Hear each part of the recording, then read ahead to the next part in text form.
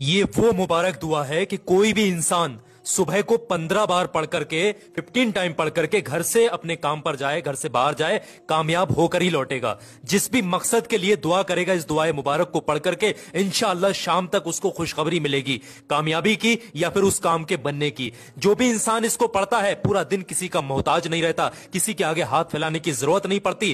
कोई भी इंसान इसको सुबह सुबह 15 मरतबा पढ़ ले। ये दुआ को बहुत ध्यान से देखिएगा। सबसे पहले शुरुआत में 11 बार दुरूद पाक और उसके बाद में 15 मरतबा इस दुआ मुबारक को फबे आइए आला रब्बी को मातुका ज़बान बिस्मिल्लाह पढ़ करके पढ़िएगा 15 मरतबा, और आखिर में फिर 11 मरतबा दुरूद पाक पढ़ करके मांग लीजिए उस दुआ को। अगर तुम्हारे काम रुके हुए हैं हाथ उठाकर काम बनने के लिए दुआ कर लें। अगर आपकी कोई परेशानी है, मसला हल नहीं हो रहा, तो फिर आप हाथ उठाकर उस मसले के हल के लिए दुआ करिएगा। इंशाअल्लाह शाम होने से पहले पहले आपको अल्लाह कामयाबी खुशखबरी नसीब करेगा। और इस वीडियो को ज्यादा से ज्यादा दोस्तों में, रिश्तेदारों में शेयर करने से आपको बहुत सवाब मिलेगा। तो दिल